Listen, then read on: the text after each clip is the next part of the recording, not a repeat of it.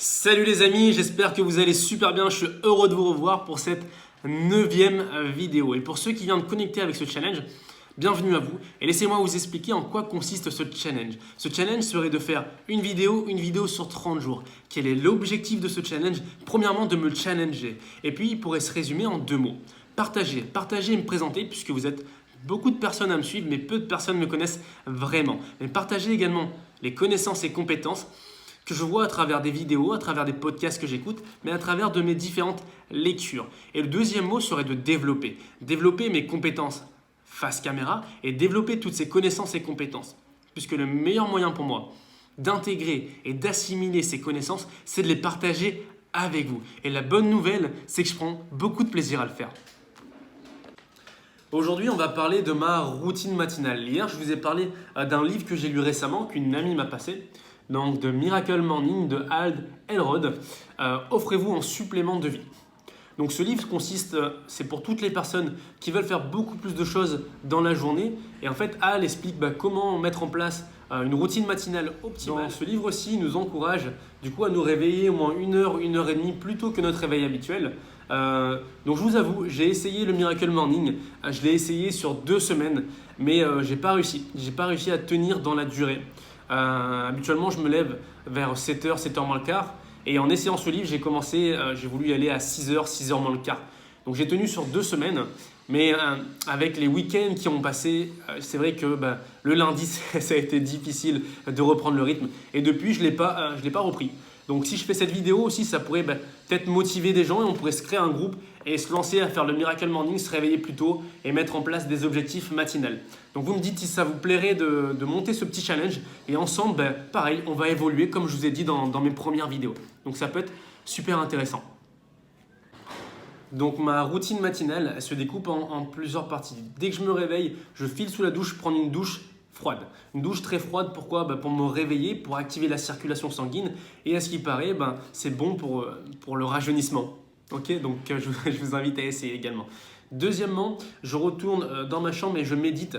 Donc j'ai une phase de méditation qui se découpe en plusieurs parties. La première partie, c'est des exercices de respiration et de se concentrer sur le nombre de respirations. Donc c'est j'inspire une fois, j'expire une fois et je compte jusqu'à 10. D'accord? Ensuite, je passe sur une phase de gratitude. Je cite des choses pour lesquelles je suis reconnaissant. Donc ça peut être, je suis reconnaissant d'être debout ce matin, de pouvoir me réveiller, d'avoir 2 jambes, d'avoir 2 bras. Parce que ça nous paraît anodin, mais le simple fait de nous dire on est reconnaissant pour ces simples choses, eh bien on voit la vie différemment.